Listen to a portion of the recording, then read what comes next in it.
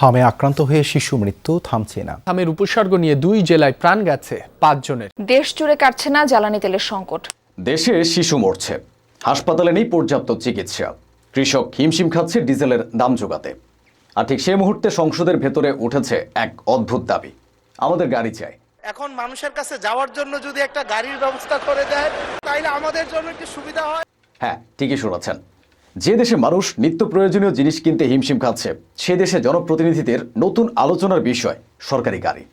একজন তরুণ এমপি যুক্তি দিচ্ছেন, ডিসি ইউএনও গাড়ি পেলে আমরা কেন পাবো না।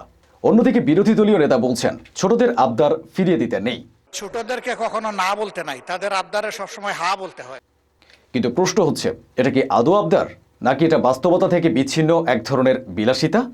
একটু ভাবুন, যেখানে একজন এমপি প্রতি মাসে প্রায় 70,000 টাকা যাতায়াত ভাতা পান, সেখানে আবার নতুন করে সরকারি গাড়ির দাবি, এটা কি যৌক্তিক?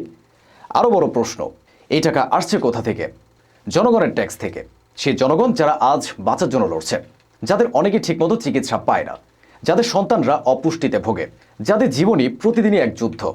সেখানে দাঁড়িয়ে এই গাড়ি চাই দাবি কি শুধু একটি সুবিধা, নাকি এটা এক ধরনের সংবেদনশীলতার অভাব? আমরা প্রায় শুনি জনপ্রতিনিধি মানে জনগণের সেবক, কিন্তু বাস্তবে কি তাই? যদি সেবক হন, তাহলে প্রথমে আসা উচিত জনগণের প্রয়োজন, জনগণের কষ্ট, জনগণের জীবন যুদ্ধ।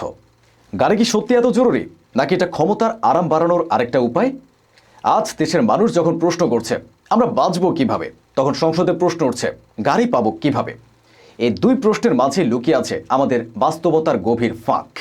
শেষে একটা কথাই, জনপ্রতিনিধি মানে কি সত্যিই সেবক, নাকি তারা ধীরে ধীরে হয়ে উঠছে একটি সুবিধাভোগী শ্রেণী? আর এই গাড়ি, এটা কি সত্যি সংসদের দরজায় ঢুকবে, নাকি জনতার চাপেই একদিন হঠাৎ করে ব্রেক কষবে? সিদ্ধান্ত আপনার।